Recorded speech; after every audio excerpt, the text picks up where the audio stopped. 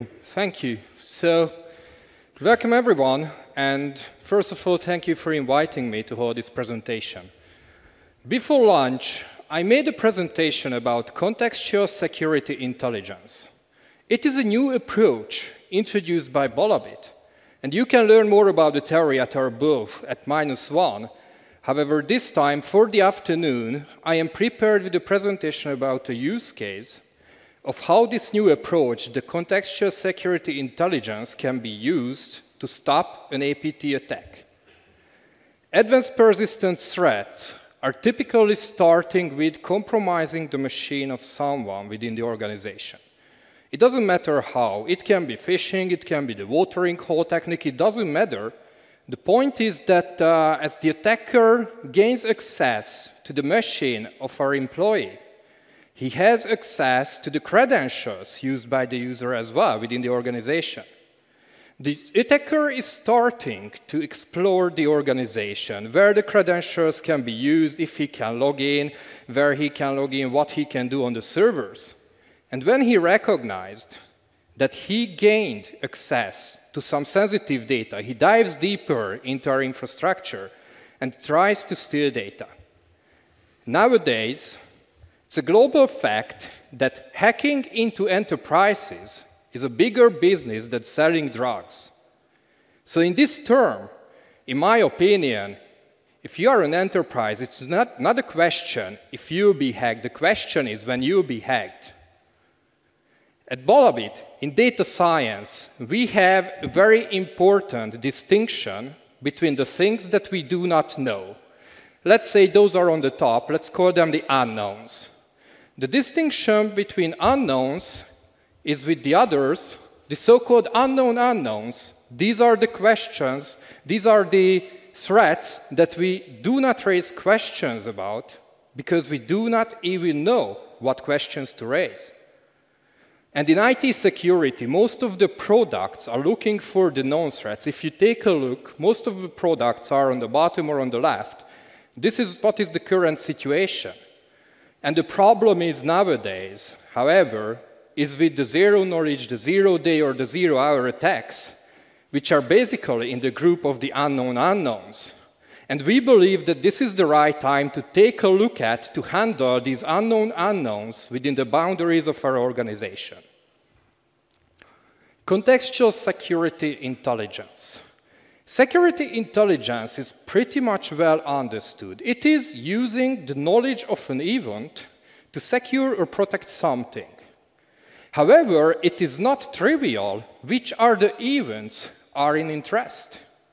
And we are focused on the events to identify the events of interest. And we have 3 pillars to identify these. First of all, we are collecting information that are or that may be relevant in terms of detecting an APT attack. Second, we apply machine learning. We apply user behavioral analytics to understand what is normal. Normal means your business as usual. And as we understood what is the normal, and we actively discover the new activities, and we can compare these to the normal, we have the ability to differentiate the normals from the abnormals. And when we find something abnormal in the infrastructure, we provide full visibility. Full visibility means the context as well. If we stop for a while and think about the current security strategies, at Gartner, at the Security and Risk Management Summit this September in London, the key theme was that IT security must change at enterprises. There were so many discussions that nowadays, in the world, in a strategy of access controls and policies, we have too many devices, too many locations, too many threats, too many everything. And this is overwhelming, it's too complex, it is not sustainable. However, according to Verizon, 55%, the top action of bypassing controls was the misuse of the privileges. What privileges? There are trainees in the organization. They have low-level access. There are administrators, they have bigger access to sensitive data, depending on if they are application admins, if they are database admins. It doesn't matter. They have more access than a trainee. We have C-level executives. Probably they have no access to the same data as a database administrator has.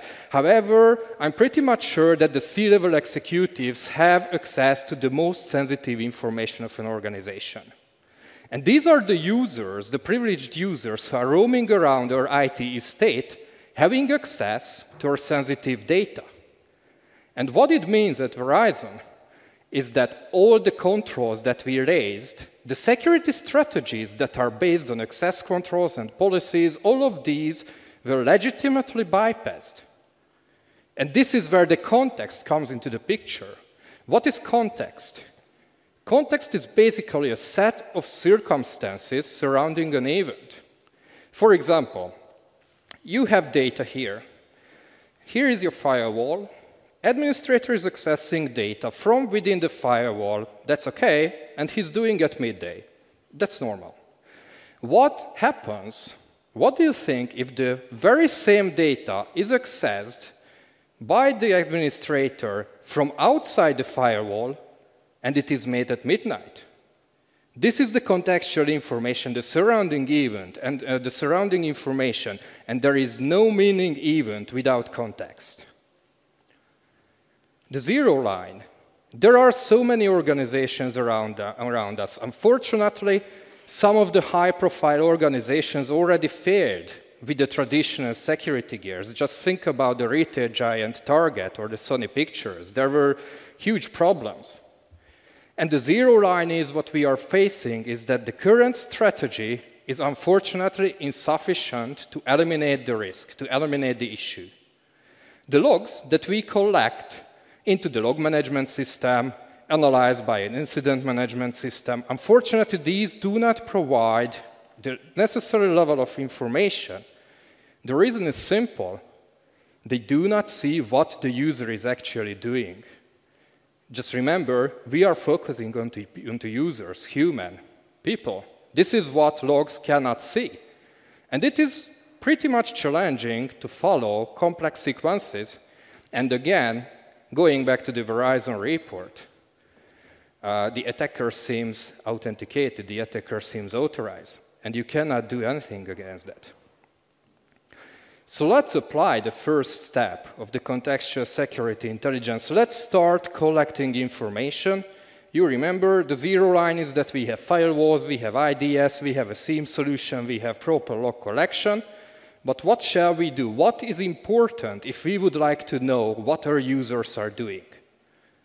Let's implement activity monitoring. It has several benefits if you implement it as it is. It's a standalone product.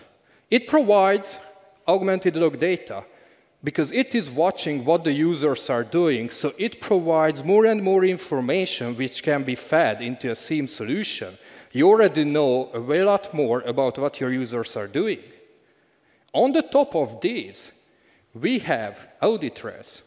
OK, every kind of security device provides audit trails, but these are audit trails with replayable videos of what the users are doing. And it's transparent. So basically, there is no need to raise another wall. There is no need to build a broader wall. It's implemented, and it's monitoring the user in the background.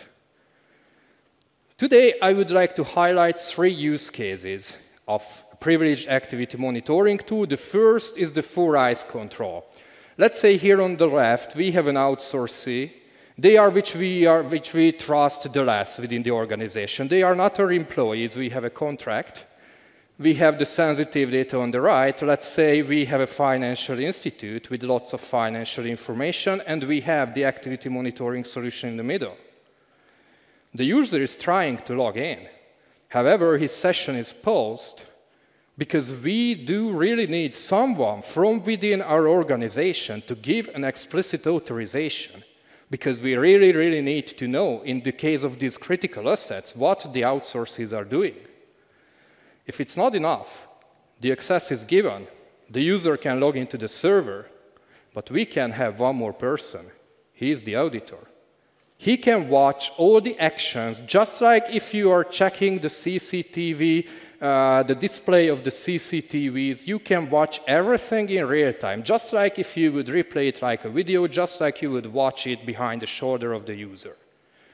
This is possible, it's just one feature. The next one is some preventive capability.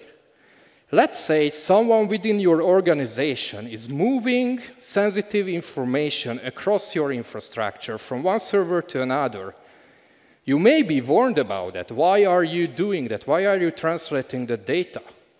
The other, maybe someone is dumping credit card information to the display. Why are you doing that? It's not normal. You may be warned about that. Also, some other people would use the applications that are typically using the normal behavior. Maybe someone is starting to use an application which he has never used. That may be interesting. And we differentiate three kind of channels here, three kind of activities. The green one is when nothing happens, which is interesting. The orange one, when we would like to get an alert of what the user is doing, certain commands or applications. And there are some situations, for example, when someone is accidentally issuing the shutdown command, however, not in the maintenance window, however, during the production hours. I am pretty much sure that you would like to have not to shut down or reboot your production servers because it could cause a huge loss of reputation for your organization. This last but not least about activity monitoring, the core functionality is the replay capability. You can have a full video-like replay. Remember what was the first step of the CSI? Collect all relevant information of what the users are doing. You may think that you are there. Yes, you made the first step of CSI. You already know what the users are doing. You can comply with the local regulations, etc. However, you face a problem. There are a lot more new information in your organization, and you do not know which of these are interesting, you do not know which of the vendors you would need to check, and you really need to have something which helps you instead of random sampling. This is where the second step of CSI comes into the picture, the machine learning. To understand what is the normal behavior and trying to discover comparing the abnormal behavior to the others, showing a prioritized risk, a list of the risky activities. So to take a look onto those events that are really in interest. What is behavior? How many of you have here at least 2 children? Please raise your hands. Okay, we are parents. Just remember to the time when they are that small, it's nighttime, and you wake up to some little noise. You can hear tiny steps, and just by hearing the speed of the steps, the loudness of the steps, you can decide, you can identify which of your 2 little kids are coming over. This is behavior. And this is exactly the same in the digital world, because you usually log into the servers that you are used to logged in. You usually use the commands that you used to use. If you wake up in the morning at 7 a.m. and go into the office at 8, you will most probably not start working before 8 a.m. This is exactly the same in digital world. And this is the first step visualized of CSI. On the left, we can see where we started at the 0 line. We had log collection. We introduced activity monitoring. And using these products, you have the ability to normalize the data into a format which is consumable by both human and machine. But this is not enough. We need the context. We enrich this information. What is on the top? User directory. Who are our users? Which group they are in? What is their name? What is their email access? Everything. And you may fetch information from your incident management solution as well. So you may use the base products of the platform, but you have the ability to integrate it with others and enrich the context, enrich the system with the context. What is unique for your organization? All of this data, when you achieve the first step of CSI, is stored in a secure repository. We have the activity records, which we have seen we can replay, and all this, and the log data as well, is as well indexed in order to have rapid access if any incident happens. We can search, we can replay, and we can have compliance reporting. You remember, that was only the first step of CSI. Let's add the user behavior analytics. What we can see here in the context engine, intelligence, the behavioral analytics is continuously fetching information from your secure repository, understanding the norm, your business as usual, and building the user profiles. Everyone has a user profile, just like my two little kids. One is running more fast, one is running faster, so I can easily understand which of them is coming over. That's the same here. And if I identify something within the new activities that differs from the normal, we can respond. A response can be a simple alert, a simple notification. To who? To the security team, and perhaps for the user. You remember context awareness, what is needed. There is no more authentic information than the user itself who may have done it. And once we found it, if there is an indication of an identity theft, the response can be a connection termination as well. The use case which I brought here today is about Martin. He's 38 years old. He likes rock music, and he's a database administrator for an organization. Unfortunately, one day, one attacker gained his credentials. You remember, how does the APT start? The attacker is logging in. We have log collection, we have SIEM solution, and we have lots of important information in a log message. We have the time, we have the host, we have the username. This is a normal login. This is a normal activity. There is no notification.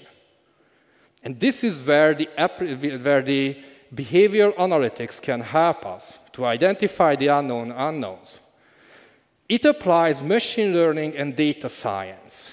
But there is nothing new under the sun. Data science, it is used for agency marketing. Just think about the Google AdWords, or think about the recommended books by Amazon. And there is no magical wand. It is not enough to use one algorithm or two algorithms. We need to analyze all activities from lots of different perspectives to identify if it is normal or not. Let's start with an easy one. Let's take a look if it was made in the normal login time. The blue one, what you can see, is the login time profile of Martin. He is logging into the system with a very high probability between 4 and 5 p.m. This was made at usual time, so there is no problem. We can also tell it was made in normal working hours. What about the host that Martin was logged into? Let's see. He's a database administrator, so he's logging into database servers. The first into which the current access was made is also usual. So we can tell again that there is nothing abnormal. Second step of APT. The attacker recognized that he has access, he gained a credential which is valid in the organization. He's starting to explore the organization, and he's doing multiple accesses to multiple databases. Again, all of the accesses are successful. There is nothing new which is against the access controls and the policies, so you do not see any alert fired by your traditional security gears. What about the behavior analytics? Martin does not behave like that. Martin typically does not make that many connections at this given time of the day.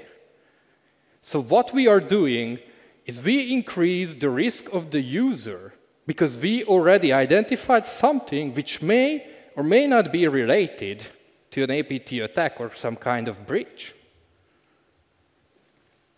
Now our attacker recognized that he has access to all of the critical database servers of our organization. Now he's trying to dive deeper and steal our data. However, if you remember, we implemented an activity monitoring tool, and all of the commands issued by the attacker are transparently recorded and logged by our activity monitoring tool. If you remember to the real-time prevention, maybe we get an alert. Also, in the background, the activity monitoring tool is providing information to the analytics tool. What commands do we see here? Logging into our SQL server, dumping data out. Screen content analysis, yet another algorithm. It is nothing new again. It is just like the similar text analysis, what we are using, what universities typically using to identify, to filter plagiarism in the university thesis documents. This is, again, just data science used in IT security. And as neither Martin nor the database administrators within the organization, they are a well-formed group, the database administrators. None of them is typically using the PG dump. Why would they do that? And again, we increase the user risk of Martin. However, this is where we already arrived to a level where the user risk is too high for we shouldn't take a look at it. And this is what we are doing here, sending out a notification. Sending a notification to the security team and sending a notification to Martin. Martin told us that he was not in the office. He was not the one who logged into our server. This is already an indicator of an identity theft.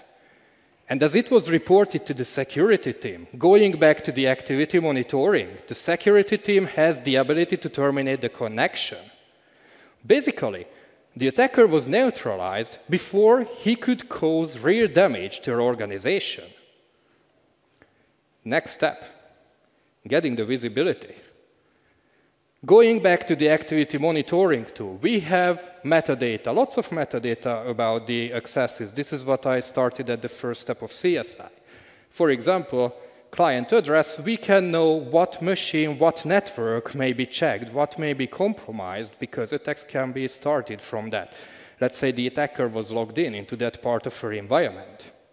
Also, we have all the data indexed, so we can search for anything within the sessions. But again, the video replay is important.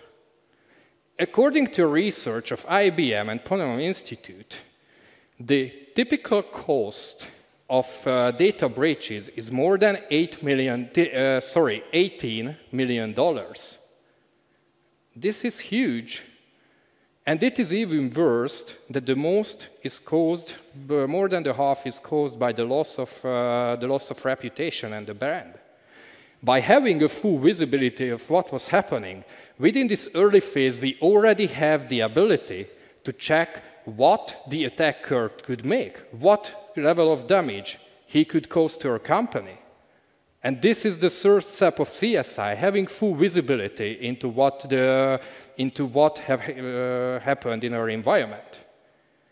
The contextual security intelligence is a new approach. It could be a new strategy which has the ability to detect the misuse of privileges. And as of it, it has the ability to stop and prevent data breaches in early phase. This is what I wanted to introduce today. Thank you very much for your attention, and have a good evening afterwards. Yes, okay, great, applause.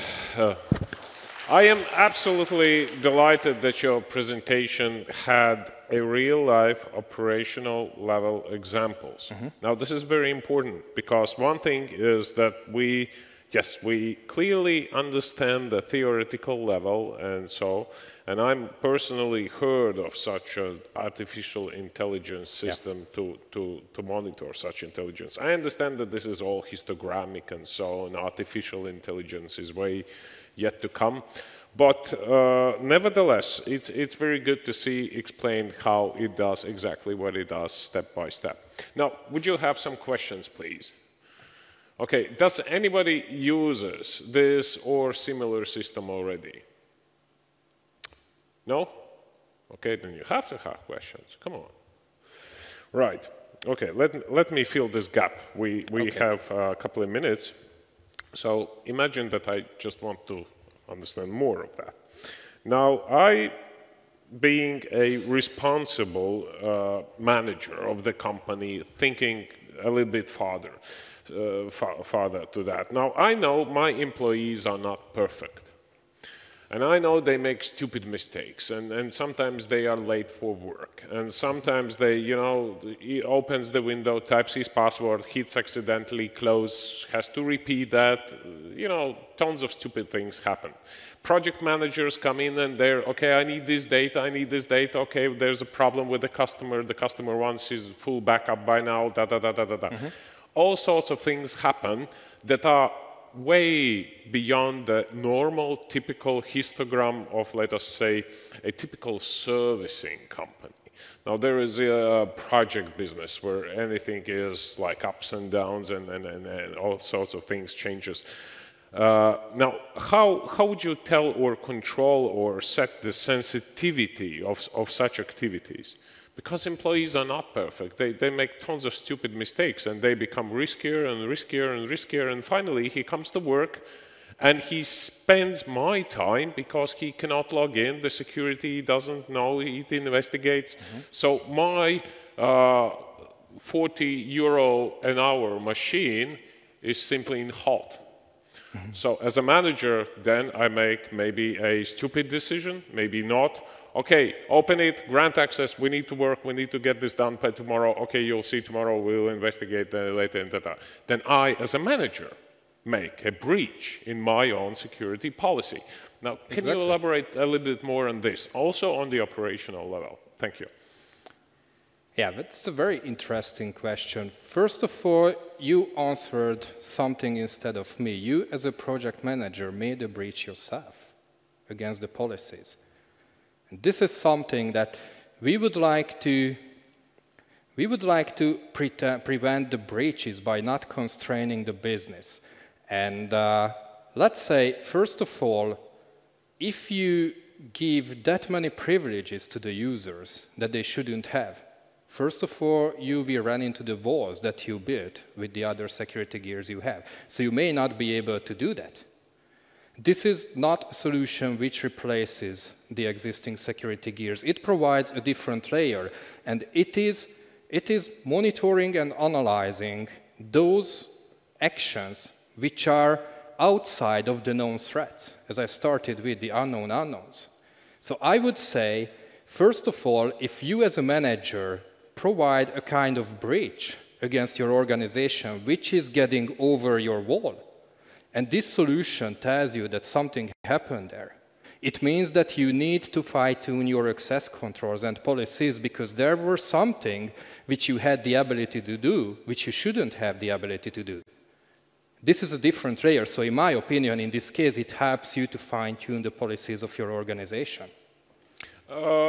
Yes, but there may be two different cases. The organizations, you see, they are all different, and the cultures in the organizations are different. So this thing has to be somehow, I don't know, fine-tunable. Now, imagine one company in Sweden or in Germany, and another one down somewhere there in Greece, where it's ups and downs, and people just sometimes do not arrive at work because they are lazy. And so how do I, as a manager, fine-tune this? Because if we go back to the slide where there was this upper quadrant, which perfectly complies to what we know, which is we don't know what we don't know. Yeah.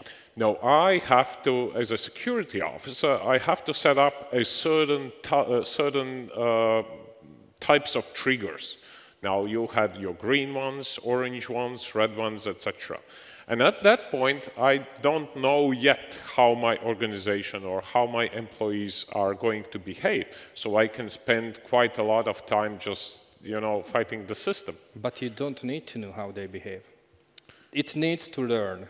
The first step, once you have the data collected, the first step of implementing such solution is to identify, to understand what is norm. It doesn't matter if you are in Greece or if you are in Sweden. It will learn what is usual for you. And it will do not make any prejudice, basically, on some patterns that we feed into it. That's the point. It's not a pattern-based approach. Mm-hmm. Pattern-based approach is that what you are asking, because you write a pattern. Okay, but if I can a little bit rephrase my question, can you go to the slide where was the actions based on the SQL query? So no, further, it was very up to the end, where we increased the. So you see, at that level, back one slide, yeah. Already, in my humble opinion, now if the user already connects to too many connections, etc., etc., maybe we had to not only increase user risk, but cut it already at that stage. So, but I didn't know such situation may occur, so I didn't set up it to be orange or red. You have the ability to, how to say, highlight those users that are that risky. So I didn't mention today, before the launch in the other presentation about CSI, I mentioned the importance of risk scoring, because there is one thing which is the deviation, the abnormality, but there is another angle, which is the risk.